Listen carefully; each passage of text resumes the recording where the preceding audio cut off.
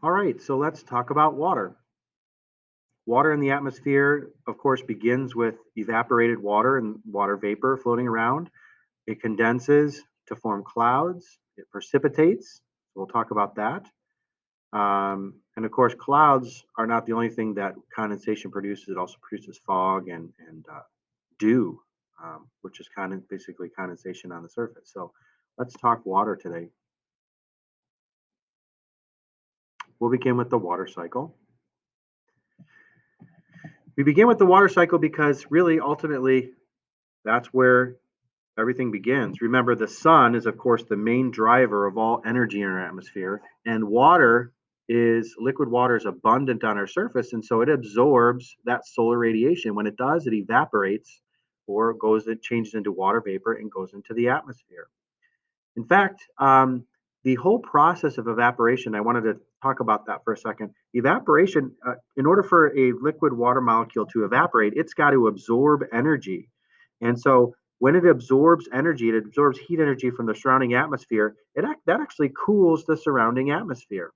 And so it goes up into the sky with that extra energy. You'll oftentimes also see evaporation not only from the water surfaces, but from rain. Especially in the first part of a rainstorm, in the front of a rain cloud, you will see um, the precipitation falling down. And as it falls, a lot of it will actually evaporate in the air.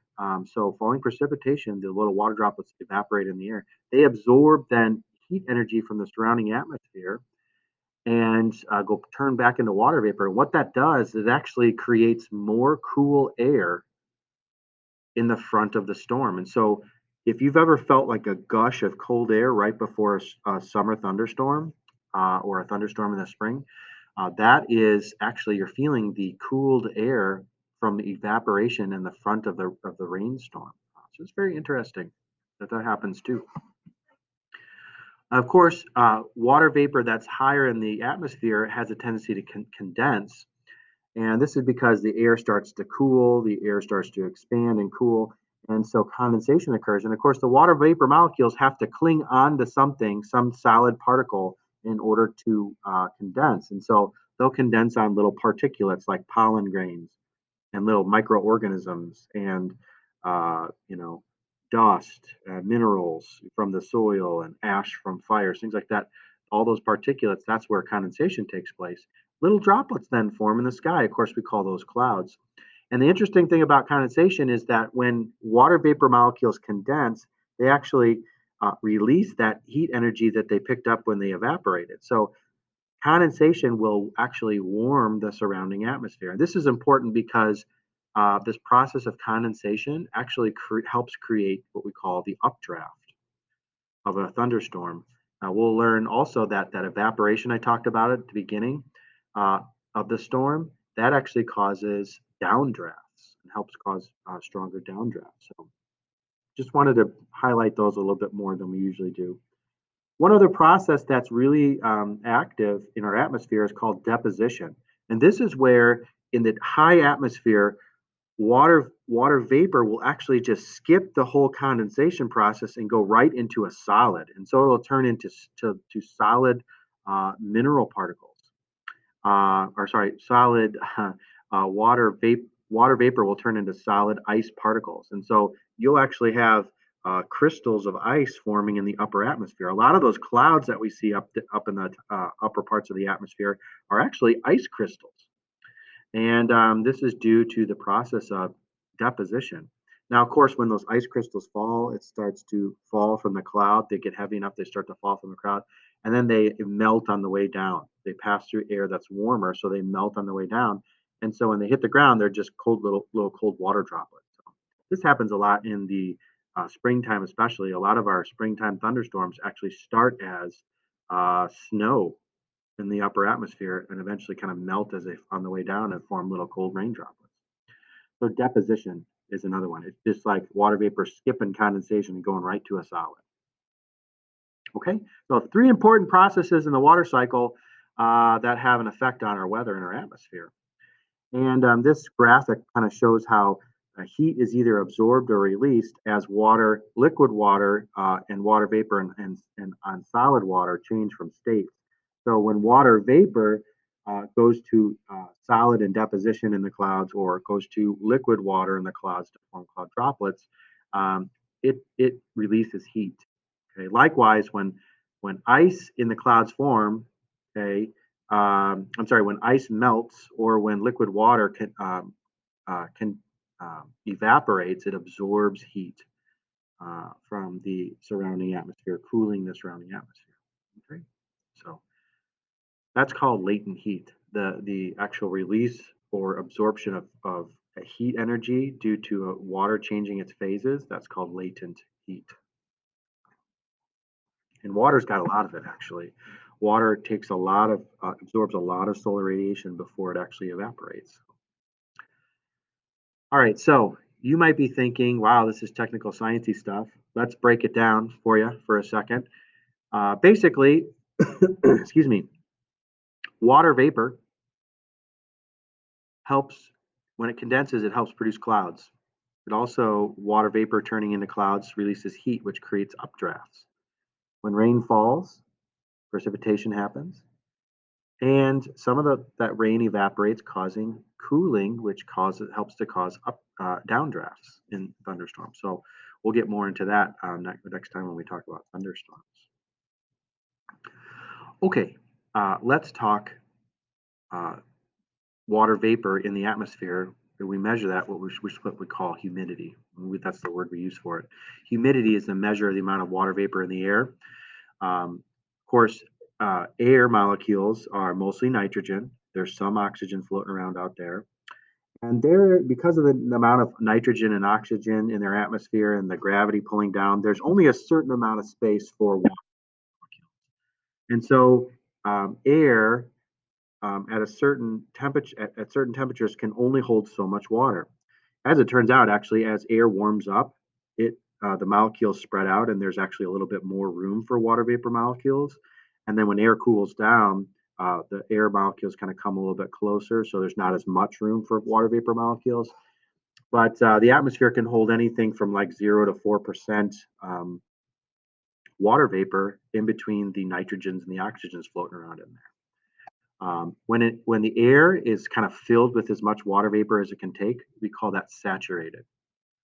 So humidity, amount of water vapor, when there's the max amount of water vapor, it's called saturated.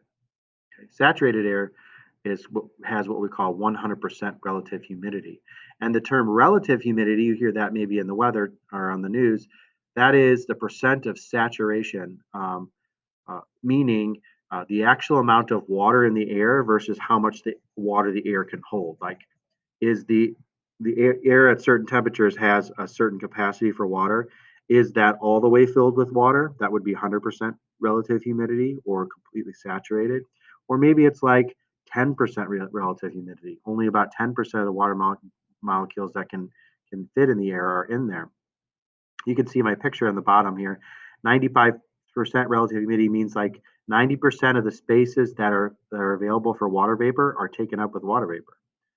Whereas 10% relative humidity means like, okay, there's a lot of space for water vapor, but only a few amounts of water vapor molecules are in the atmosphere.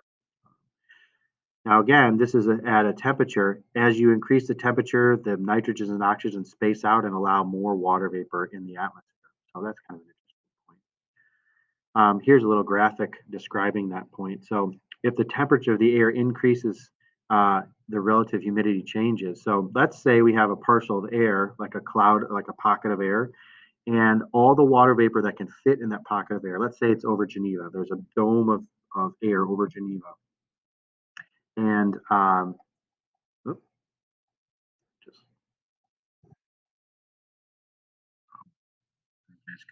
here's with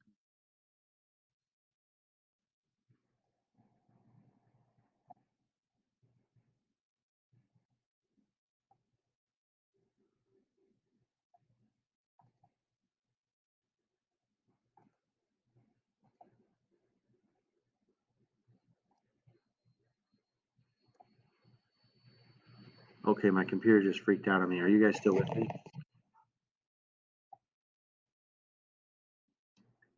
Is everybody there? Can you guys hear me?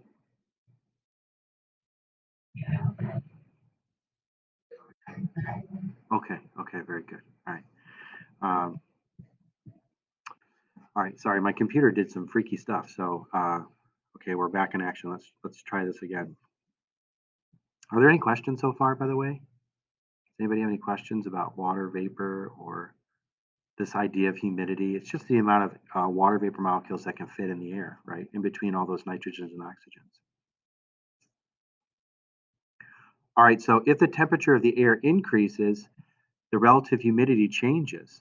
So this graphic shows this. So if you take a look at this air parcel, let's say this air parcel is over Geneva, it's at 10 degrees C, that's 10 degrees Celsius. Um, and all the water vapor that can fit between the nitrogens and oxygens are filled up. Okay, so that's 100% relative humidity. That air is saturated. During the day, it's going to warm up. And as it warms up to 20 degrees C, now the air molecules are spread out more because remember, faster moving molecules equals warmer air. So they're moving faster, they're spread out. So there's more space for water vapor to fit in.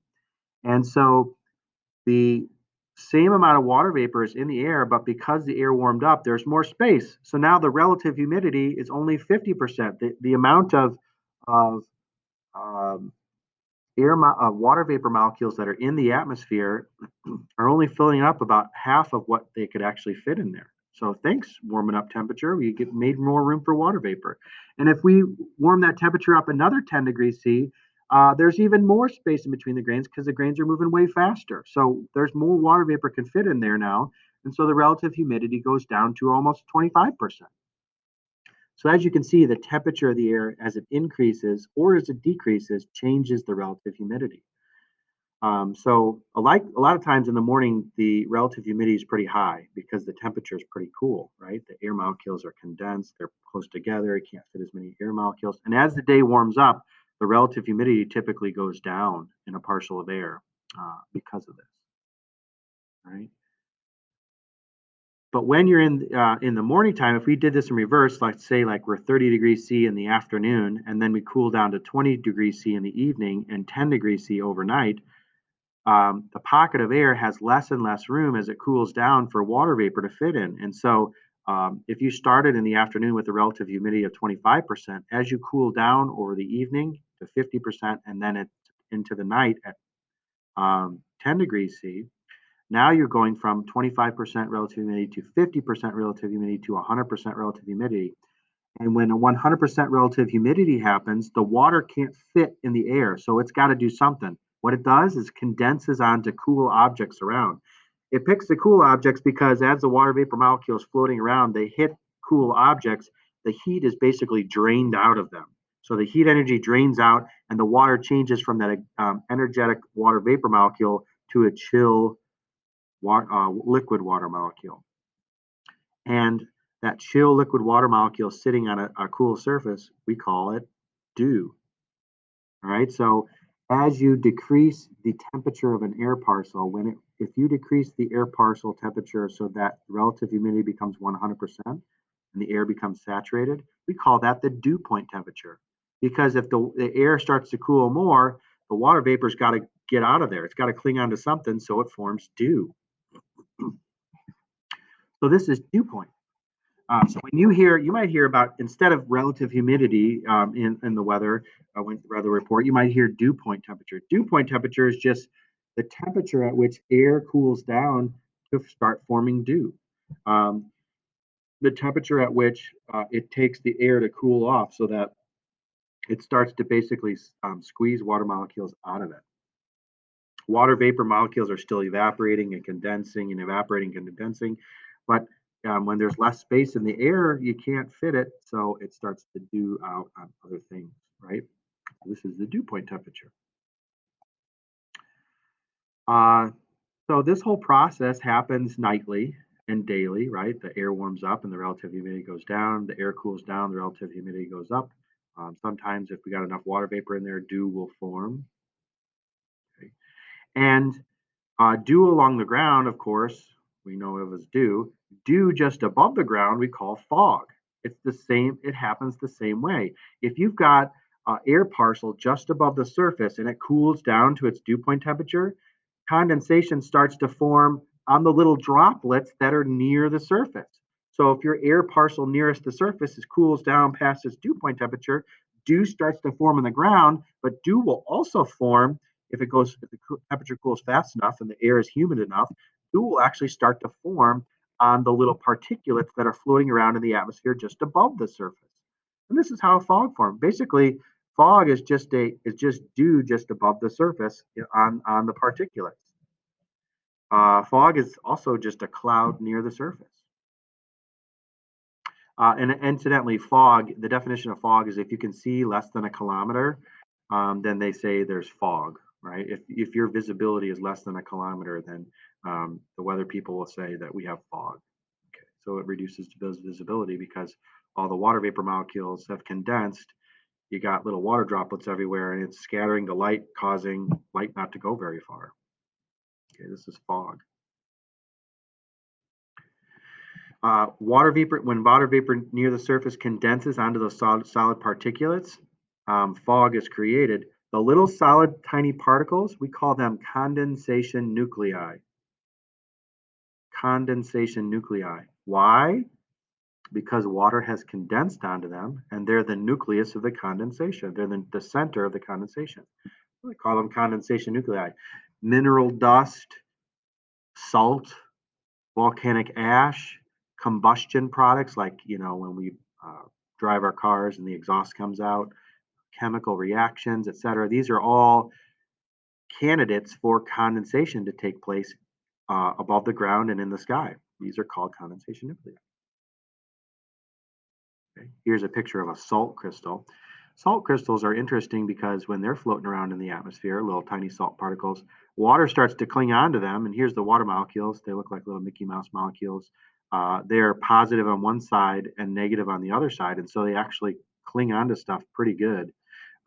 Salt is also a positive and negative molecule. And so water will actually go right into the center of that salt crystal and really, really do it up. It makes a real good water droplet. Just a visual of what's going on here. All right, so dew forms, right, when the temperature of the air cools down so that no water vapor not as much water vapor can be in the air. So the water vapor molecules start to condense onto stuff on the surface. That's dew. They also condense on particulates near the surface. That's fog. And they condense on particulates up in the upper atmosphere as well. Those are clouds. So here's a picture of an average condensation nuclei. And when water vapor condenses around it, this is what it looks like. This is an average cloud droplet size at about 0.02 millimeters. And then an average raindrop is about 100 of these put together at about 2 millimeters. So basically, here's your condensation nuclei. You get about 100 water molecules together. It makes a cloud droplet. You get another 100 of these cloud droplets together. It makes a raindrop. This whole study, by the way, of uh, particulates and cloud droplets and rain forming and the formation of snow in the sky and ice crystals called micrometeorology. As you can see, we're dealing with 0.0002 millimeters, right? So the process of how rain and clouds form and how rain forms and the different types of snowflakes, it's micrometeorology. Let's talk about clouds. If an air parcel lifts up into the sky and it cools down to its dew point temperature, a cloud forms, right? It's clouds form the same way dew does. Air molecules cool down. The water vapor in the air molecules condense, and it forms clouds. Now, there's two ways that air parcels can cool off. If you take an air parcel like this and you warm it up, it's going to start to rise. And as it rises, it's going to get away from the heat surface of the Earth and start to cool off. So lifting up of air parcels is one way to cool it off. If you get it away from the heat source of the Earth, the air parcel is going to cool down, right? So daytime heating and the air rising is called convection. You can also ramp the air pockets up if you have a cold front coming through. Remember, yesterday we talked about cold fronts. If you have a cold front pushing through, it's going to ramp the air upward. Also, if there's a mountain here, the winds can push the air parcels up the mountain, and that's another way to lift them up into the upper atmosphere, and that's going to cool them off. So, lifting is one way to cool off clouds and air parcels till they reach their dew point temperature to form clouds. Another way to cool off a air parcel is to let it expand. So if you have an air parcel moving up, not only is it cooling off because it's getting away from the surface of the Earth, but it's also cooling off because it's expanding. Remember, when air molecules move around faster, they expand, letting more water vapor in. As you go higher in the atmosphere, there's less pressure, and so the air pockets are going to expand. It's like actually, if they a lot of times, like if you let a balloon off, like in a balloon, like a bird, I don't know, a balloon release. I don't know when they do balloon releases, but when you let the balloon go, it starts to rise up in the atmosphere, and actually, balloons will actually expand out until they burst. That's Have you ever wondered what happens when you let your balloon go and it flies off into the air? It doesn't go to some special, I hate to tell you this, but it doesn't go to some special angel in the sky. It actually rises up, and as there's less pressure on it in the upper atmosphere, it expands out and then just eventually bursts. Um, Meteorologists actually use this process of expansion as you get higher in the atmosphere with uh, I'm sorry, weather balloons. Weather balloons, they'll send the weather balloon up, and the weather balloon will have it's like a big balloon that they attach the weather instruments to. And the weather balloon will be sent up, and as the weather balloon goes up, it gets really, really big and wide, and then eventually bursts. And then the weather equipment falls to the earth, and as it does, they put a little parachute on it, and it parachutes down, and then they go collect it again. But that's how they get an idea of what's going on with the weather, the temperature, the humidity, the wind speeds in the upper atmosphere. Right? Okay, so that process of cooling by expansion, when you take an air parcel up and spread it out, there's less collisions, and so the molecules actually slow down, and so they cool. And this is called adiabatic cooling. So lift and adiabatic cooling are how air parcels are cooled. When they cool down to their dew point temperature, of course, the water vapor molecules cling on to particulates in the atmosphere and they form clouds. And so here's a picture of the different types of clouds. Clouds are classified based on their shape and also their altitude. You can see low clouds here, middle clouds, and what they might look like, and high clouds. And then the cumulonimbus clouds, those are the thunderstorm clouds. So here are the different cloud shapes. There are three of them. Cumulus are those billowy cotton ball like clouds that you can see shapes of animals in and such. Those are the cumulus form or cumuloform.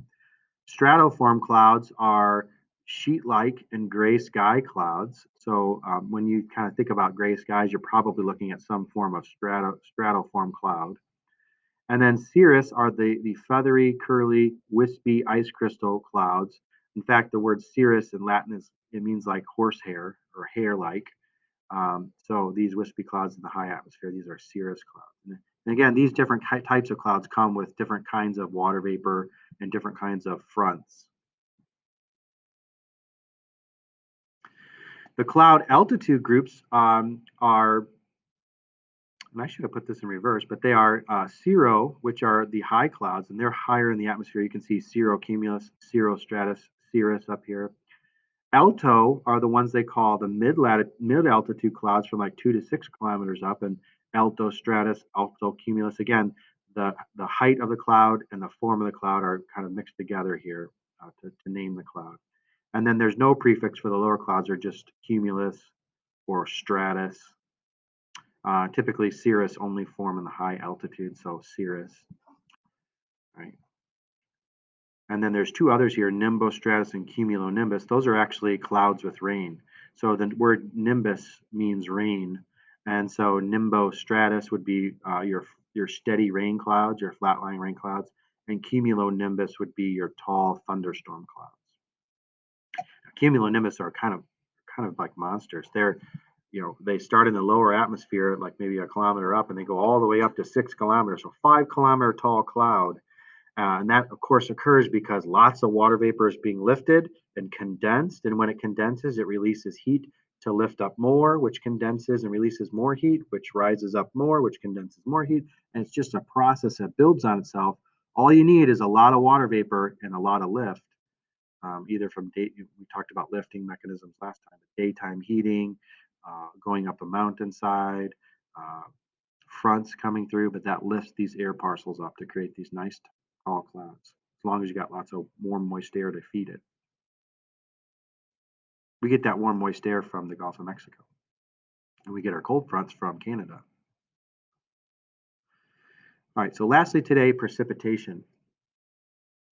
Precipitation is any form of water that falls to the surface. So we talked about these condensation nuclei collecting cloud into a cloud droplet. When about 100 of these collect together, and there's, of course, millions in a cloud, 100 get together, they form a raindrop. They get heavy enough to fall due to gravity, and they fall through the atmosphere. And so it can form as a pure water drop, which is what we call rain. It can fall as an ice crystal, which we call snow. It can fall as a sleet particle, which is kind of like uh, a partially melted and recrystallized snowflake, and then hail. And hail forms, and we'll talk about this when we talk about thunderstorm, but hail is like little layered ice balls. Um, and so there you go. That's the types of precipitation. Um, and of course, here's some definitions for you when you go back and look through these slides when you're doing your activity or your worksheet. Rain is coalesced water droplets. So in the clouds, water droplets come together in the tropics and get heavy and fall. That's if there's no freezing. But you can also have ice crystals that are created in the upper clouds, and the snow starts to fall, but they melt on the way down. This happens in the middle latitudes. That also is a way that rain forms.